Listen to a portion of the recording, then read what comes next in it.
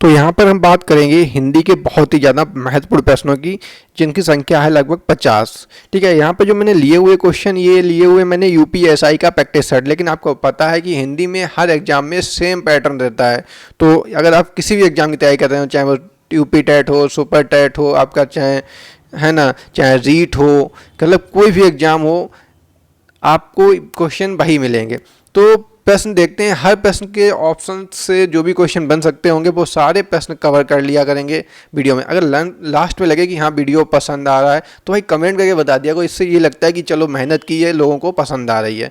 ठीक है, तो हाँ अपना सुझाव दे सकते हो कि जरूर अगर 50 प्रश्न कर रहे हैं तो एक आध प्रश्न में कुछ ना कुछ डाउट होगा तो वो जरूर नीचे लिख दें, जिससे और जो आते हैं वीडियो पे देखने उन्हें भी सारी डाउट क्लियर हो जाएं।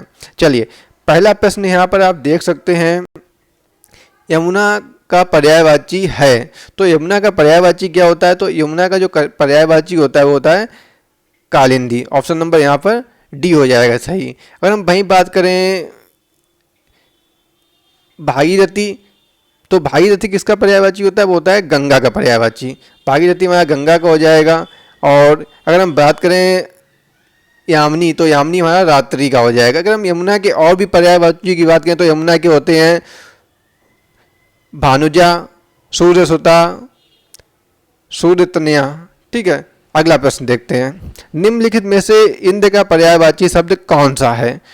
अगला प्रश्न कह रहा है इंद्र का पर्यायवाची कौन सा है? तो यहाँ पर इंद्र का पर्यायवाची होता है मधवा। मधवा ऑप्शन नंबर हमारा यहाँ पर ए हो जाएगा सही। ठीक है, अगर हम इंद्र के और पर्यायवाची की बात करें तो इंद्र के हो जाएंगे सुरपति, पुरंदर, बासव, महेंद्र, देवराज। ठीक है, अगला है अग्नि का पर्यायवाची नहीं है। अब पूछ रहा है अग्नि का पर्यायवाची नहीं है,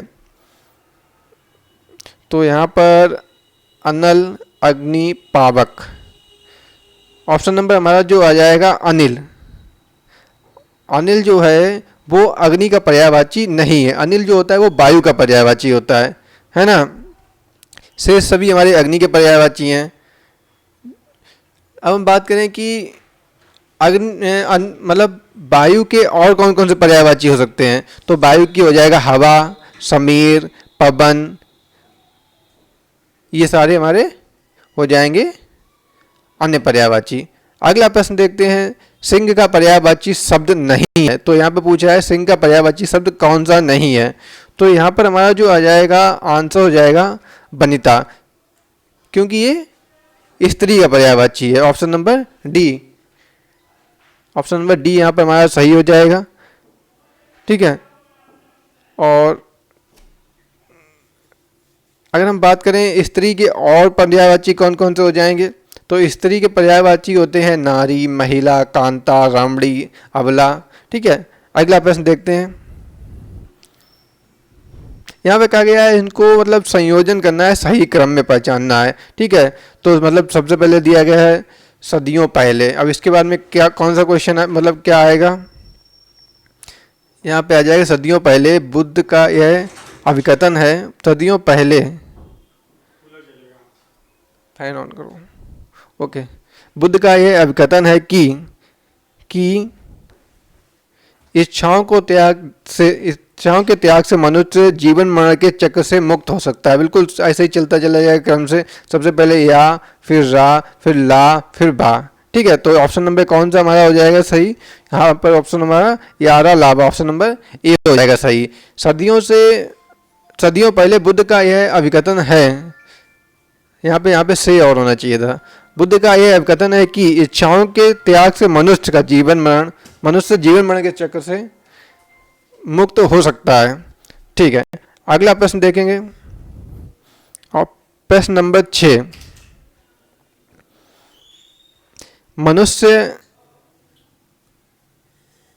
मनुष्य बार बार के अभ्यास से अपने। ठीक है, तो सबसे पहले यहाँ पे या आ जाएगा, मनुष्य बार बार के अभ्यास से अपने नकारात्मक नहीं, मस्तिष्क को नियंत्रण में ला सकता है। बार बार के प्रयास से अपने मस्तिष्क को नियंत्रण में ला सकता है तथा नकारात्मक विचारों एवं भावनाओं से मुक्ति प्राप्त कर सकता है। ठीक है, तो हमारा यहाँ पे हो जाएगा या, ला, रा, वा। ठीक है, तो या, ला, रा, वा। तो यहाँ पर हमारा ऑप्शन नंबर कौन सा हो जाएगा? ऑप्शन नंबर बी सही हो जाएगा, ऑप्शन नंबर बी हो जाएगा सही। चलिए अगला प्रश्न देखते हैं। ऐसे बहुत से महान लोग हैं, ऐसे बहुत से महान लोग हैं, तो सबसे पहले हमारा कौन सा हो जाएगा, रा। तो इसका ठीक है।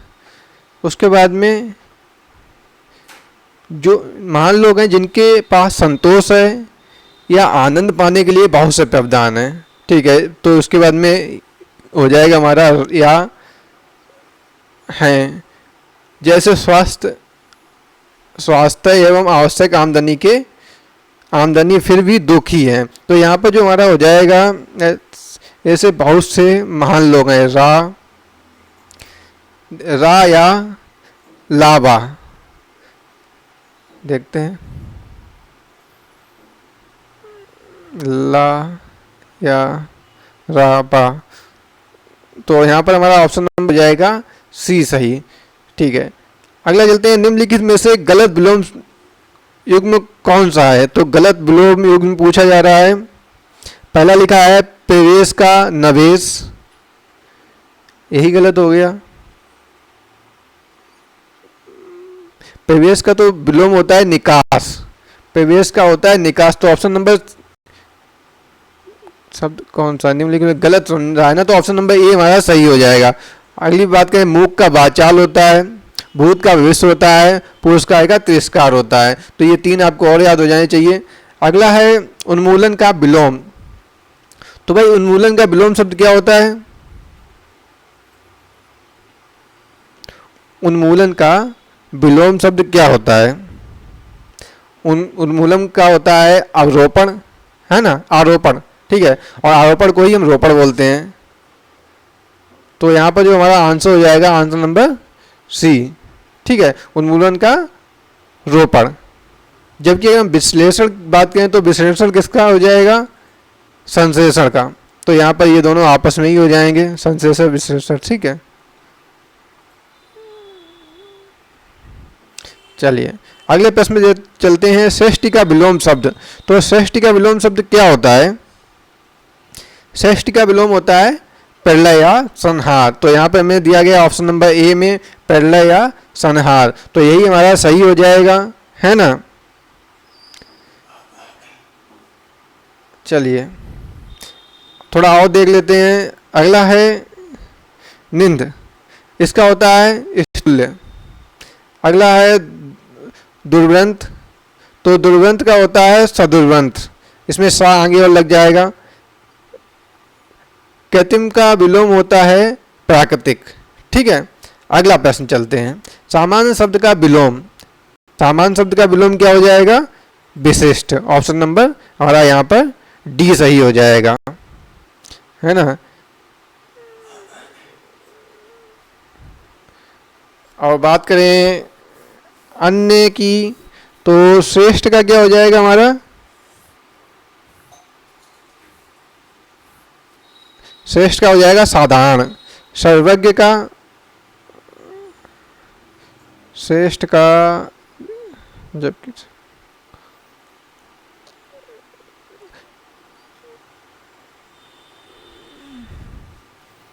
हाँ चलिए इस तरह से हो जाएगा। देखो जो श्रेष्ठ है इसका हो जाएगा हमारा निम्न, सर्वज्ञ क्या हो जाएगा, सर्वज्ञ का अनभिज्ञ, और साधारण का असाधारण। श्रेष्ठ का निम्न, सर्वज्ञ का अनभिज्ञ और साधारण का असाधारण। अगला प्रश्न देखते हैं, अंधकार शब्द का विलोम शब्द। तो ये तो सभी को पता होगा, अंधकार का विलोम शब्द क्या होता है, प्रकाश। ऑप्शन नंबर ए यहाँ पर हमारा सही हो जाएगा, अंधकार का विलोम शब्द प्रकाश होता है। अगला दिया गया, निम्नलिखित रिक्त स्थानों की पूर्ति करना है। तो ज्ञान राशि के संचित कोश का नाम ही साहित्य है। तो यहाँ पर ऑप्शन नंबर डी हमारा सही हो जाएगा, ठीक है, ऑप्शन नंबर डी हमारा सही हो जाएगा, साहित्य है। साहित्य मूलतः भाषा के माध्यम द्वारा जीवन की अभिव्यक्ति है। तो यहाँ पर ऑप्शन जीवन आना चाहिए आंसर में, तो ऑप्शन नंबर ए हो जाएगा हमारा सही। अगला प्रश्न की बात करेंगे, कबीर की भाषा कौन सी थी? तो भाई कबीर की भाषा हमारी सधुक्कड़ी थी, ऑप्शन नंबर बी हो जाएगा सही। अगला है, रात यूं कहने लगा मुझसे, रात यूं कहने लगा मुझसे गगन का चांद, ये पंक्ति है, तो यहाँ पर ऑप्शन नंबर बी हो जाएगा सही। देखिए यहाँ पे एक्सप्लेन किया जा सकता है, वहाँ पर एक्सप्लेन कर रहे हैं, जहाँ पे कोई एक्सप्लेन करने का है नहीं तो उन क्वेश्चन को सिंपल करा रहे हैं। अगला है, कृष्ण ने मथुरा के राजा का वध किया? तो मथुरा के राजा कौन से थे? वो थे कंस, तो कृष्ण ने मथुरा के राजा कंस का वध किया। क्वेश्चन नंबर 18 पे जाएंगे। क्वेश्चन नंबर 18 है, वर्णों में से ऊष्म व्यंजन कौन सा है? तो भाई ऊष्म व्यंजन किन्हें कहते हैं? वे व्यंजन जिनके उच्चारण, जो उनका उच्चारण करते हैं, श्वास जो होती है, सांस जो निकलती है, वो मुंह के विभिन्न अंगों से रगड़ती हुई जाती है और जिसके कारण वो थोड़ी सी गर्म हो जाती है ना। तो इसका जो आंसर हो जाएगा, मतलब ये तो मैंने परिभाषा बता दी आपको ऊष्म व्यंजन की, तो ये होते हैं, ऑप्शन नंबर ए हो जाएगा यहाँ पर हमारा सही। ठीक है, वीडियो थोड़ी क्वालिटी डाउन लग रही होगी ना। कृदंत प्रत्यय किन शब्दों द्वारा मतलब के साथ बनते हैं? तो यहाँ पर हमारा हो जाएगा क्रिया के साथ बनते हैं, ऑप्शन नंबर सी। कृदंत, अगर हम प्रत्यय की परिभाषा कहें तो क्रिया या धातु के अंत में जुड़ने वाले प्रत्यय कृदंत प्रत्यय कहलाते हैं। ठीक है, अगला है तत्सम शब्द। खांसी का तत्सम शब्द क्या होता है? तो खांसी का जो तत्सम शब्द होता है वो काश होता है। ठीक है, भाई बात करें अन्य की, तो खाती, खाती जो ये तत्सम शब्द है, तो ये इसका तद्भव क्या हो जाएगा? वो हो जाएगा खाई, खाई, खाई नहीं सुना है। ठीक है, भाई बात करें खनी, तो खनी का तद्भव शब्द हो जाएगा हमारा खान, खनी का तत्सम शब्द हो जाएगा खान। और भाई बात करें खोज, तो इसका तद्भव शब्द हो जाएगा खुजली। तत्सम शब्द होते हैं शुद्ध शब्द और तद्भव होते हैं अशुद्ध शब्द, तो ये ध्यान रखो। अगला है गाभिन का तत्सम रूप। गाभिन का तत्सम रूप क्या हो जाएगा? ये हो जाएगा गर्भिणी, ऑप्शन नंबर ए। अगला है निम्नलिखित में से कौन सा तद्भव रूप है? निम्नलिखित में से कौन सा तद्भव रूप है? तो तद्भव मतलब अशुद्ध रूप पूछ रहा है। दुग्ध, दूध का होता है ना, मतलब वो ये तो हमारा तत्सम हो जाएगा, ऑप्शन नंबर बी तत्सम हो गया हमारा। संध्या तत्सम हो गया, सया तत्सम हो गया, लेकिन जो यहाँ पे शिला है ये हमारा तद्भव शब्द है। ठीक है, ये होता है शिला का। ठीक है, आंखों में गणना मुहावरे का अर्थ होता है मन में खटकना, ऑप्शन नंबर बी हो जाएगा हमारा यहाँ पर सही। अगला प्रश्न है, आए थे हरिभजन को ओटन लगे कपास, लोकोत्री का सही अर्थ क्या होगा? तो इसका जो हमारा सही अर्थ होगा, वंचित कार्य को छोड़कर अन्य कार्य में लग जाना। मतलब जो कार्य आपको करना था उसे ना करके आप किसी अन्य कार्य में लग जाएं, तो कहते हैं आए थे हरिजन ओटन, मतलब हरिभजन को ओटन लगे कपास।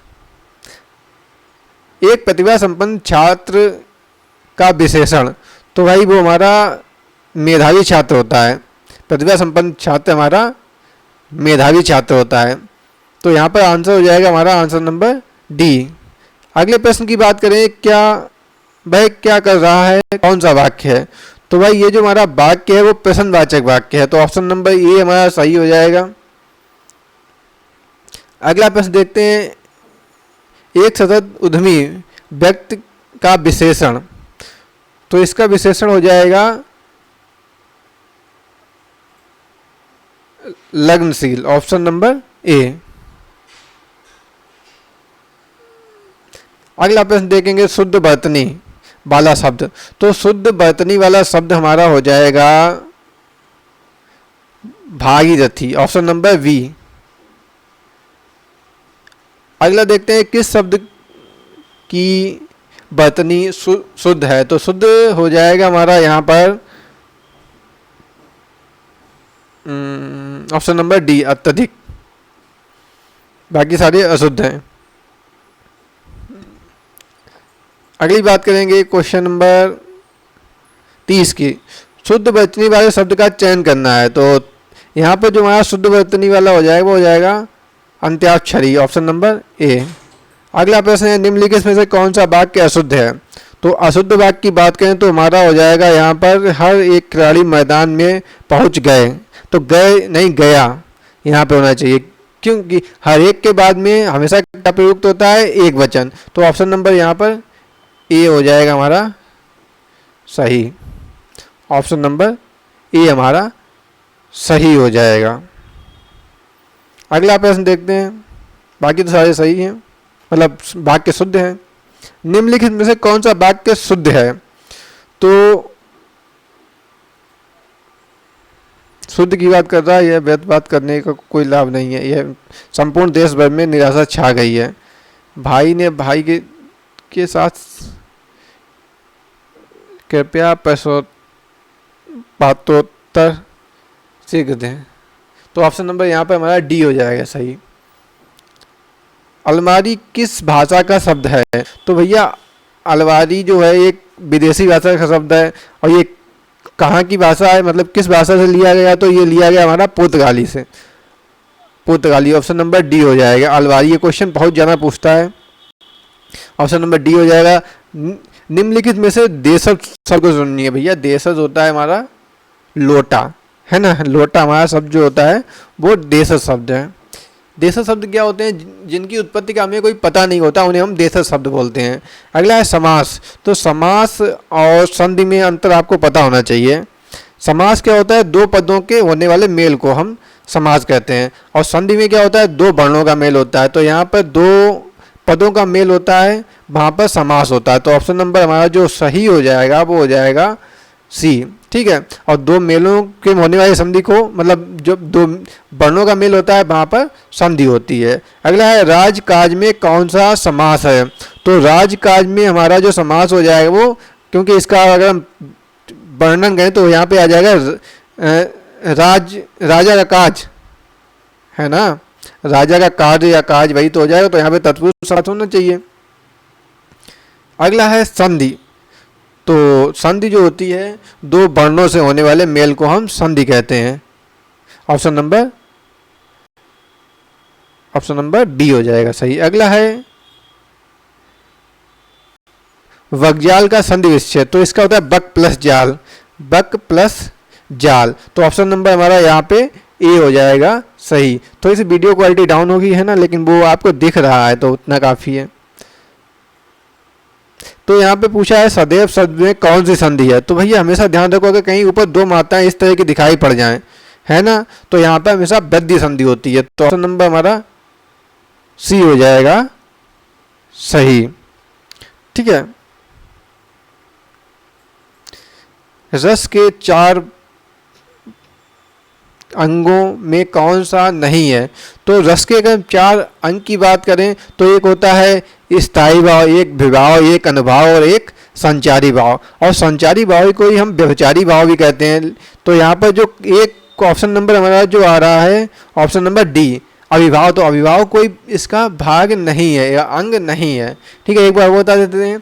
रस के चार अंग होते हैं, कौन कौन से होते हैं, स्थायी भाव, विभाव, अनुभाव और संचारी भाव। तो ये मुख्य चार हो गए, और संचारी भाव को ही हम व्यभिचारी भाव भी कह देते हैं। तो अविभाव की तो कोई बात ही नहीं हुई है यहाँ पर। अगला है स्थायी भाव की संख्या कितनी मानी जाती है। तो स्थायी भाव की संख्या जो मानी जाती है वो मानी जाती है 9। ऑप्शन नंबर यहाँ पर हमारा जो सही हो जाएगा वो ऑप्शन नंबर ए हो जाएगा सही। अगला है शांत रस का स्थायी भाव क्या होगा। तो शांत रस का जो स्थायी भाव होता है वो होता है निर्वेद। ऑप्शन नंबर डी सही हो जाएगा। अगला प्रश्न चलते हैं 43। जहाँ वर्णों की आवृत्ति हो वहाँ होता है, जहाँ वर्णों की आवृत्ति हो वहाँ पर क्या होता है। तो वहाँ पर भैया अनुप्रास अलंकार होता है। अनुप्रास अलंकार क्यों होता है उसे जान लेते हैं। अनुप्रास अलंकार क्यों होता है? देखो, अनु शब्द का अर्थ होता है बार बार और प्रास शब्द का अर्थ होता है वर्ण।